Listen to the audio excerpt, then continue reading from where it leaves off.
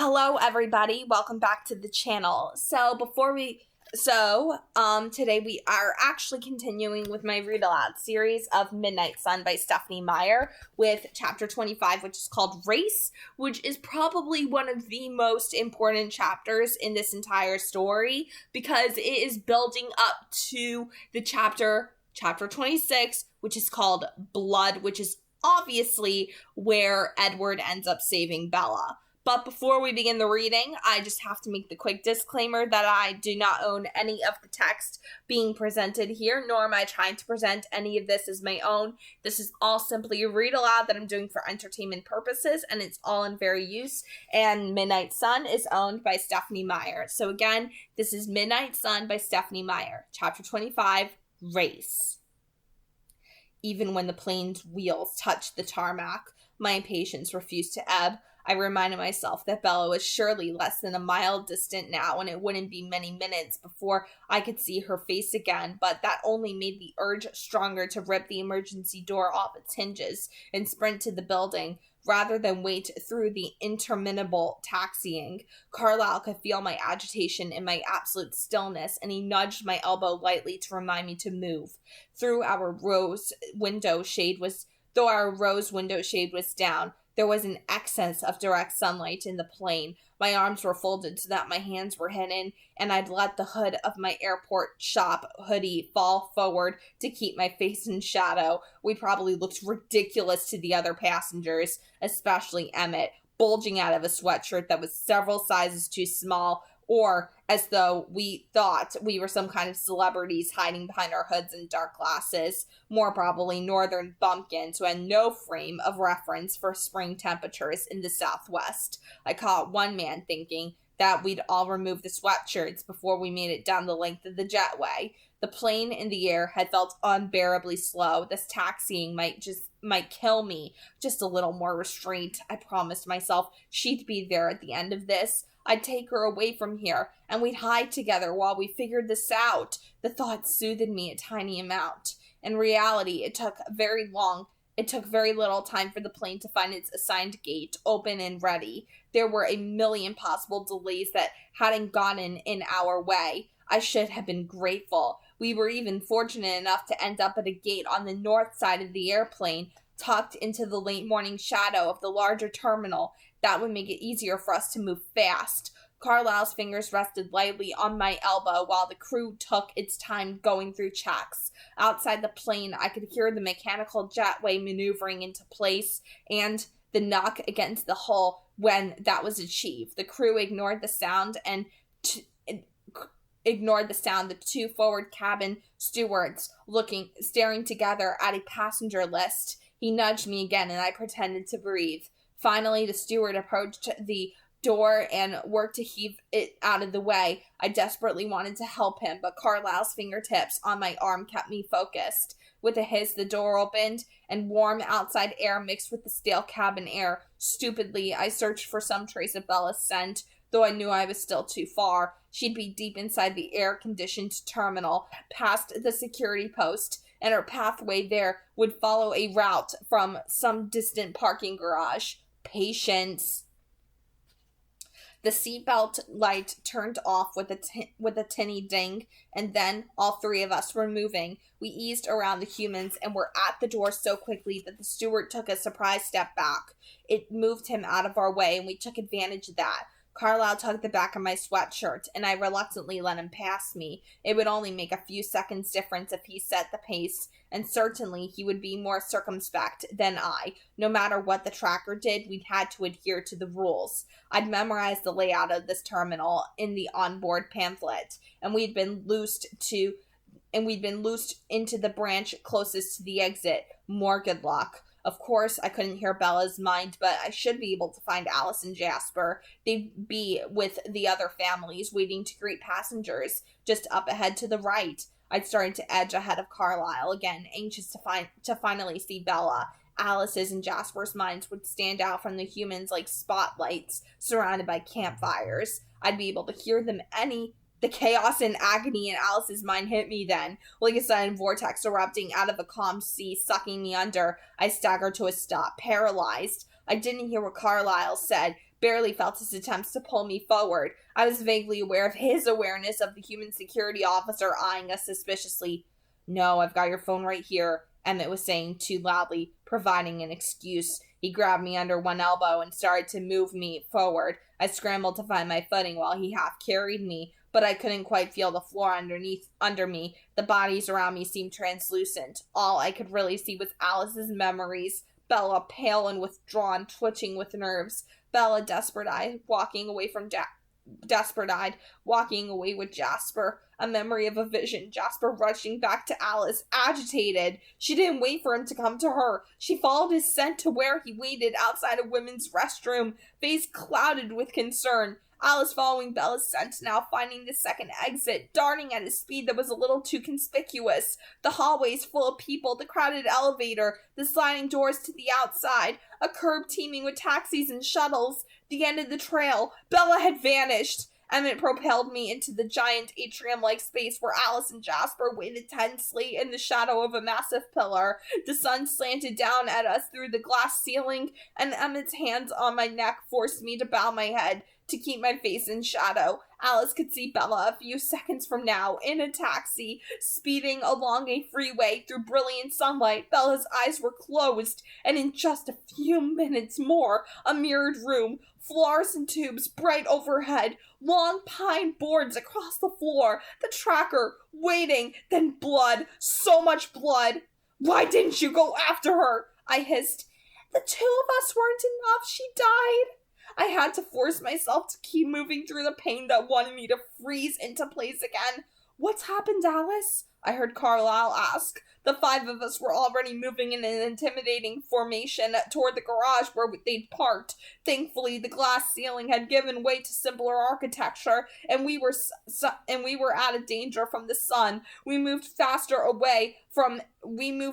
than any of the human groups, even the late ones running past us for their connections. But I chafed at the speed. We were too slow. Why pretend now? What did it matter?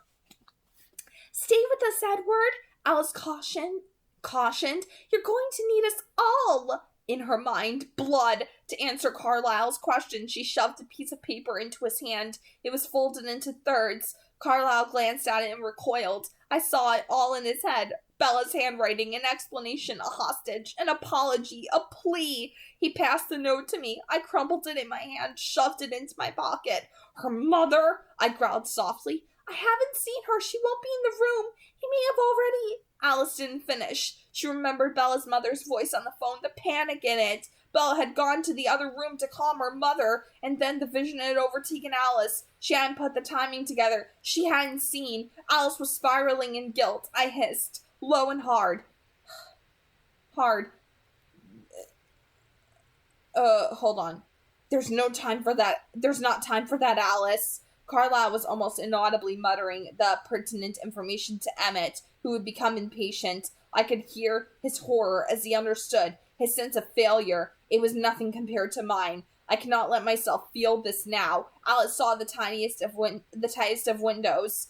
It was maybe impossible. It was absolutely impossible that we could catch up to Bella before her blood started flowing. Part of me knew what this meant. That there would be a gap of time between the trackers finding her and her death. A wide gap. I couldn't allow myself to understand. I had to be fast enough. "Do we know where we're going?" Alice showed me a map in her head. I felt her relief that she'd gotten the most vital information in time. After the first vision, but before the call from Bella's mother, Bella had given her the crossroads near the place the tracker had chosen to wait. It was just under 20 miles, with freeway almost all the way. It would only take minutes. Bella didn't have that long. We were through the baggage claim area and into the elevator bay. Several groups with carts loaded with suitcases were waiting for the next set of doors to open. We moved in synchronization to the stairwell. It was empty. We flew upward and were in the garage in less than a second. Jasper started for where they'd left the car, but Alice caught his arm. "Whatever car we take, the police are going to be searching for its owners." The brilliant freeway gleamed in our mind, blurring with speed, blue and red lights spinning, a roadblock, some kind of accident. It wasn't totally clear yet. They all froze, not sure what this meant. There was no time. I moved too fast down the line of cars while the others recovered and followed at a more judicious pace.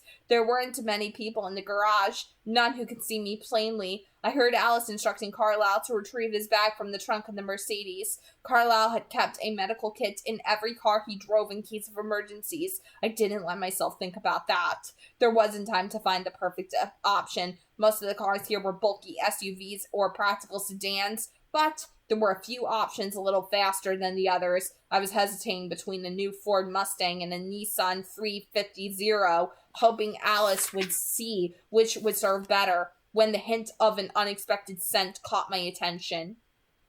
As soon as I smelled the nitrous, Alice saw what I was looking for. I darted to the far edge of the garage, right up to the edge of the intruding sunlight, where someone had parked their souped-up WRX STI far away from the elevators in hopes that no one would park next to it and ding the paint. The paint job was hideous. Violently orange bubbles, the size of my head, rising from what appeared to be deep purple lava. I'd never seen a car so conspicuous in 100 years. But it was obviously well maintained. Somebody's baby. Nothing was stock. Everything designed for racing. From the splitter to the huge aftermarket spoiler. The windows were tinted so dark I doubted they were legal, even here in this land of sun. Alice's vision of the road was much clearer now. She was already beside me, some of the other cars broken off antenna in hand. She flattened it between her fingers and shaped a small hook at the end. She popped the lock before Jasper, Emmett, and Carlisle, black leather satchel in hand, caught up to us, ducking into the driver's seat. I wrenched off the casing on the next steering column and twisted the ignition wires together. Next to the gear shift was a second stick, and this one tapped with two red buttons labeled Go-Go 1 and Go-Go 2. I appreciated the owner's commitment to upgrades, if not his sense of humor. I could only hope the nitrous canisters were full. The gas tank was at 3/4, plenty more than I needed. The others climbed into the car, Carlisle in the passenger seat and the rest in the back. The engine was thrumming eagerly as we reversed into the aisle. No one blocked my way. We tore down the length of the enormous garage toward the exit. I clicked on the heating button on the dash. It would take a minute for the nitrous to heat from gas to liquid. Alice, give me 30 seconds ahead.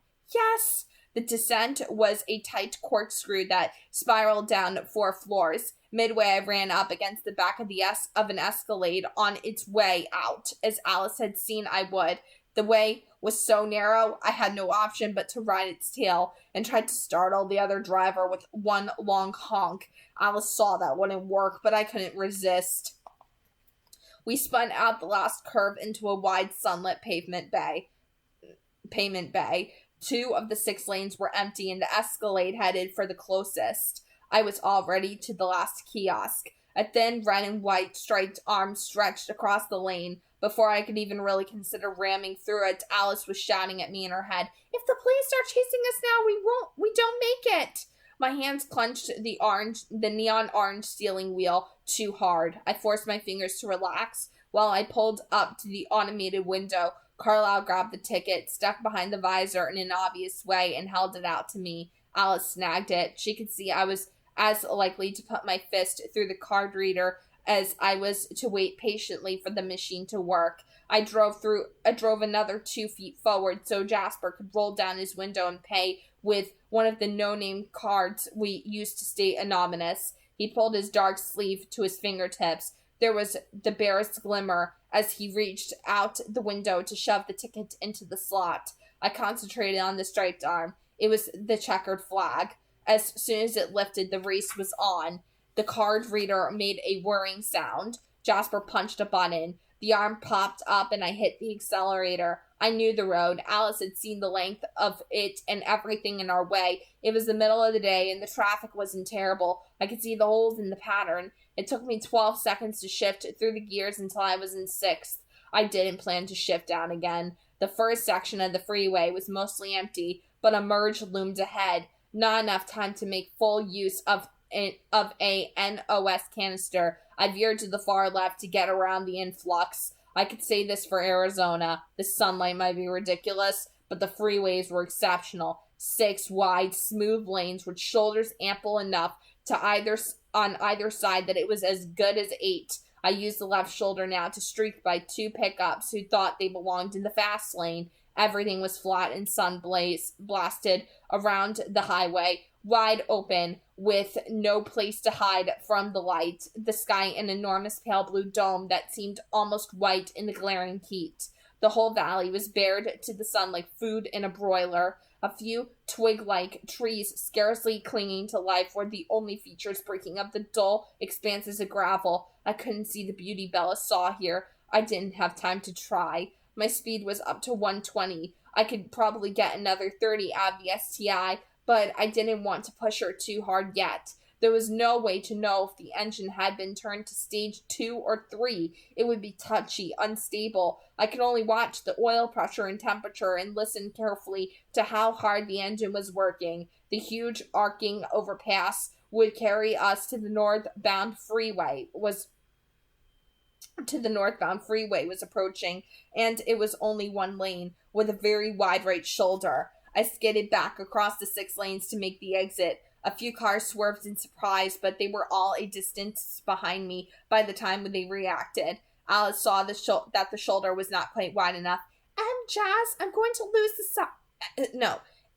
Jazz, I'm going to lose the side mirrors, I growled. Give me a view. They both twisted in their seats to stare at the road to the left and right and behind. The view in their minds gave me a much better range than the mirrors anyway. I flew alongside the slower traffic, unable to keep my speed over 100. I gritted my teeth and held right to the wheel as I scraped by the wide van that was riding the right lane line. With a screech of metal, my left mirror ripped off against the van's side, and my right mirror exploded against the concrete barrier. Bella was running across a white-hot sidewalk, stumbling, or she would be soon. Just the road, Alice. I spit through my teeth. Sorry, I'm trying. Her panic bled through her thoughts. Bella was running into a parking lot, or would be soon. Stop! She closed her eyes and tried to see nothing but the pavement ahead. I knew these images had the power to render me useless. I forced them out of my mind. It wasn't as hard to do as I expected. Everything was the road. I could see it in the 360 degrees and 30 seconds into the future. As I emerged into the northbound freeway, drifting across the lanes to the left shoulder again, up to 130 now, it felt like our minds were bound together into one perfectly focused organism, greater than the sum of its parts. I saw the patterns in the traffic ahead, shifting and congealing, and I could see the right way through every snarl. We flew through the shade of 2 separate overpasses so quickly that the flash of darkness felt like strobing. 1:45, 15 seconds ahead of me, the perfect bubble of space opened. I swerved into the center lane and flipped a clear safety cover off the bright red Go 1 button. The timing was perfect. The exact instant I was clear, I punched the button. The NOS spray hit, and the car shot forward as if fired from a cannon. 155, 170, Bella was opening a glass door into a dark, empty room, or would be soon. Alice refocused, also surprised at the ease of doing so. Her thoughts flickered to Jasper, and I understood. As a man of peace, Jasper struggled, but as a man of war, he was more than I'd ever imagined. We were all sharing his battle focus now, something he'd used to keep his newborns on track back in his war years. It worked perfectly in this vastly different situation, blending us into one hyper-functional machine. I embraced it, letting my mind spear point our charge. The hit of nitrous was already waning. 150. I searched for the next opportunity. They're setting up the first roadblock, Alice noted. Neither of us was concerned. They were building it too close to intercept us. We'd be past it before they could pull it together. And the second? She showed me the spots on the map in her head. Far enough ahead that it would be a problem, even with another window opening in just 4 seconds. I considered my options while Alice showed me the consequences. The time was too short. We had no choice but to switch cars. Abstracted, I flipped up the safety and depressed Go 2. The STI kicked forward obediently. 170, 180. Alice showed me the specific vehicles available ahead, and I sifted through our choices. The Corvette would be cramped, and our combined weight would be more of a factor than it was with the street racer. I mentally drew a line through a few other vehicles, and then Alice saw it, a glossy black BMW S1000 RR, top speed top speed 190. Edward, it's impossible. The image of myself astride the sleek black motorcycle was so appealing that for a second I ignored her. Edward, you're going to need every one of us. Suddenly, her thoughts were full of mayhem and blood, human and inhuman screaming, the sound of shredding metal. Carlisle was at the center, his hands dyed glistening red. Jasper kept me from steering off the road. His grip on my emotions was so strong that in that second it felt like a fist clenched tight around my throat.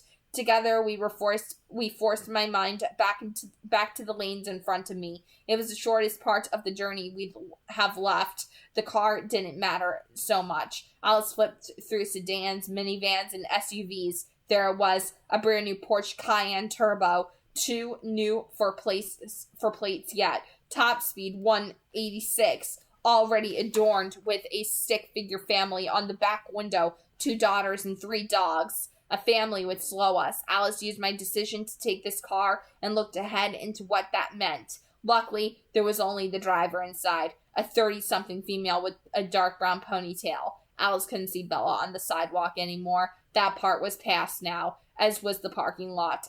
Bella was inside with the tracker. I let Jasper keep me focused. We're changing cars under the next overpass, I warned them. Alice assigned our roles in a trilling voice, the words flowing faster than the speed of a hummingbird's wings. Carlisle dug through his bag. Emmett flexed unconsciously. I overtook the white SUV, hating the necessity of slowing down to pace it. Every second I lost, Bella would pay for in pain. Against all my instincts, I shifted down to 4th gear. The BMW motorcycle sped out of reach. I repressed a sigh. The overpass was half a mile ahead. The shadow that it threw was only 53 feet long. The sun was almost directly above us now. I started to crowd the Cayenne toward the left. She changed lanes. I followed quickly, then straddled the lane lines so that I was halfway into hers. She started to slow, and so did I. Alice helped me time it. I pulled slightly ahead of the Cayenne and then steered left again, forcing my way into her lane while decelerating sharply. The driver slammed on the brakes. Just behind us, the Corvette I considered before swerved into another lane, lying on the horn as he passed. The whole traffic immobile lurched to the right as one to avoid us. We came to a full stop in the last 10 of shade. All of us exited simultaneously. Curious faces flew by us at 70 miles per hour. The driver of the Cayenne was climbing out of her car, too, her face in a scowl and her ponytail swinging with rage. Carlisle darted forward to meet her. She had 1 second to react to the fact that the most handsome man she'd ever seen was responsible for running her off the road, and then she was collapsing into him. She probably hadn't even had time to feel the prick of the needle. Carlisle carefully laid her unconscious body on the raised concrete shelf beside the shoulder. I took the driver's seat. Jasper and Alice were already in the back. Alice had the door open for Emmett. He was crouched beside the STI, his eyes on Alice, waiting for her command. Alice watched the traffic racing toward us for the moment of least damage. Now, she cried. Emmett switched the gaudy STI into the oncoming traffic. It rolled into the 2nd and 3rd lanes from the right. A prolonged series of crunches began as car after car slammed on the brakes and then slammed into the car in front of them anyway. Airbags popped loudly from the dashboards. Alice saw injuries but no fatalities. The police, already racing after us, were only seconds away. The sounds faded. Carlisle and Emmett were in their seats, and I was racing forward again, desperate to make up for the seconds we'd lost here. The tracker loomed over Bella. His finger stroked her cheek. It was only seconds away. 165. On the other side of the divided highway, 4 patrol cars screamed in the other direction, headed for our accident. They paid no attention to the soccer mom SUV speeding north.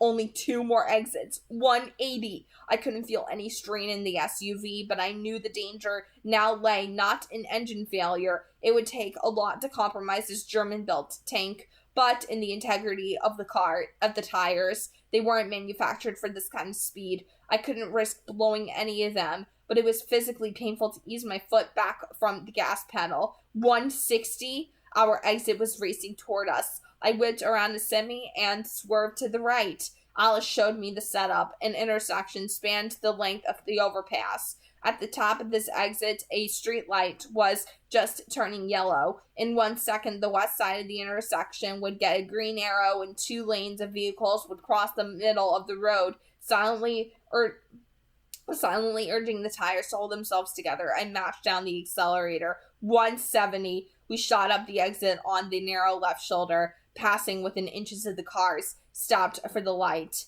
I careened left under the now red light, the back of the SUV drifting out to the right as I narrowly made the turn, almost touching the concrete barrier on the north side of the overpass. The cars headed to the on-ramp were already halfway across the intersection. There was nothing to do but hold my course steady. I bolted past the Lexus, leading the charge with not an inch to spare. Cactus Road wasn't as helpful as the freeway, only 2 lanes with dozens of residential roads and even some driveways opening onto it.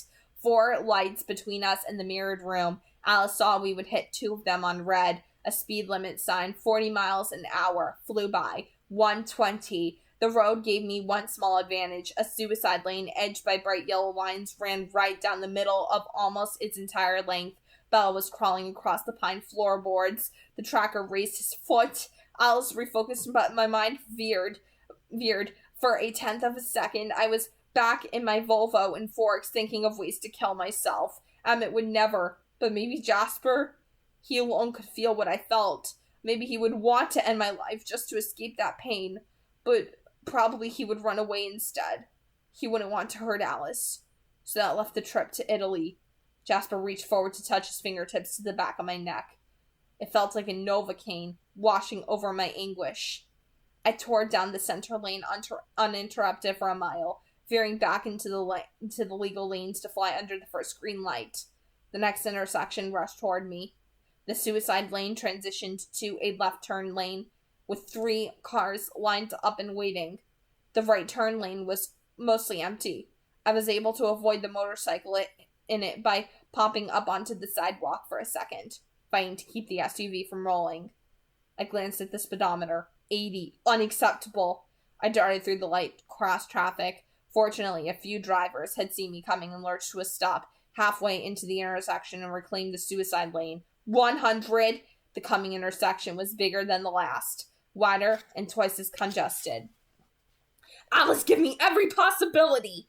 In her head, the vehicles on the road froze. She spun them counterclockwise and then back again. I saw them stretching first vertically and then horizontally. The pattern was tight, but there were tiny holes. I memorized them. 120. If we clipped another car at this speed, both cars would be destroyed. We'd have no choice but to race out into the blinding sunlight and bolt for Bella's location.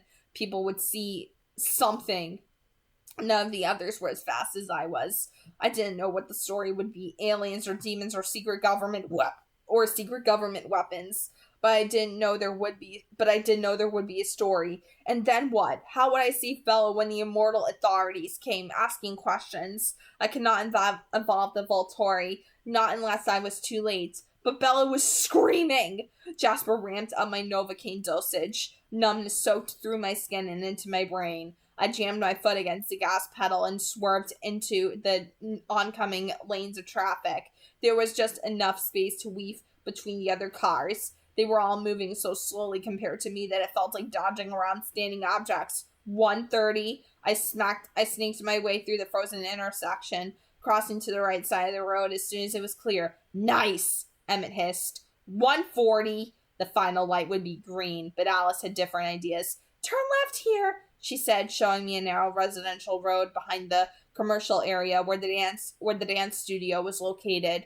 The street was lined with towering eucalyptus trees, quivering leaves more silver than green. The spotty shade was almost enough for us to move through undetected. No one was outside. It was too hot. Slow down now. There's not enough. If he hears us, she dies.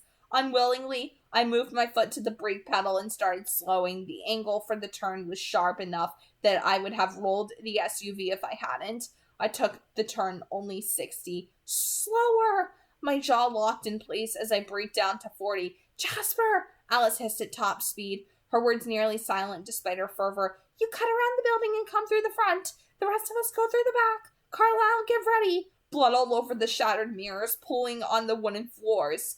I pulled the Cayenne into the shade of one of the soaring trees and parked with only the slightest sound of tires against loose stones on the pavement. An 8-foot block was demarcated, and an 8-foot block wall demarcated the border between residential and commercial. The opposite side of the road was edged with close-packed, stuccoed houses, all with their shades down to keep the interiors cool, moving in perfect synchronicity. Thanks to Jasper, we darted from the car, leaving every door slightly open so there would be no unnecessary noise. Traffic churned both north and west of the commercial building. Surely it would cover any sounds we might make. Maybe a quarter of a second had passed. We surged over the wall, leaping far enough to avoid the bed of gravel at its base and landing almost silently on pavement. There was a small alley behind the building, a dumpster, a stack of plastic crates, and the emergency exit. I didn't hesitate. I could already see what was behind that door, or what would be behind the door 1 second from now. I angled my body so there would be no mistakes, no tiny window the tracker could slip through, and then launched myself at the door. Okay, obviously, that is probably one of the shorter chapters in the entire book, and sure, it might seem like a filler, but ultimately it was important because you have to, see how the heck they're gonna even get to the ballet studio, because obviously they can't walk around in broad daylight, so they had no choice but to steal vehicles on their way there, speed along the highway, break all traffic laws. They had to do what they had to do. But I do, in a way, wish that this chapter was even shorter, just because, sure, I get it. It was important, listing off all the details about the highway, making sure that that was as detailed as possible. I feel like I really could see in my mind as I was reading, the details of the highways in Phoenix as they were racing along, taking the different exits, leaning on the right shoulder, the left shoulder, but ultimately, it just wasn't as interesting, but also it was very necessary because you can tell that Stephenie Meyer really did do her research in terms of the geography of the area, of Phoenix, of Forks, of everything. She really took her time to research every single little detail that mattered, and she really did put in the efforts. You can tell that wasn't just as simple as looking at a map. I don't know if she traveled to Phoenix, Arizona just to get, a hint at what it was that she was looking for as she was writing out the book and everything. But you can tell that she really, really, really did do a lot of research, that she actually visited these places, that she's actually been to these places. She even says, she shows pictures of it all on her blog website, that she's actually visited Forks, she's actually visited the La Push beaches, and she knows what it looks like there. She's actually been to those places. So obviously, when she was doing her research for the book, she had to travel and she had to go to all these places, and she didn't waste her time. So do I appreciate that about her putting in that extra effort to make the book feel as authentic as possible? Absolutely. And this definitely is proof of that she really does care about making her stories as realistic as she possibly can make them, even though the story is centered around vampires, but ultimately she cared about making it as realistic as she could. But this was definitely not one of the more enjoyable chapters, just because, it was kind of boring, but it was also probably one of the more important ones. So it was both a necessity, but also one that I wish was just a little bit shorter, because it was hard for me to get into it. I didn't really like it all that much. It's not one of my favorite ones, but it's also the one that's super, super important and very necessary. So, let me know what you guys think. If you guys enjoyed the video, be sure to leave a like on it. And if you're brand new, subscribe, and also be sure to leave comments down below and let me know what your thoughts are on everything. So God bless, happy viewing, and have a nice day. And we will be continuing soon with chapter 26, which is called Blood. God bless, happy viewing, have a nice day. See ya.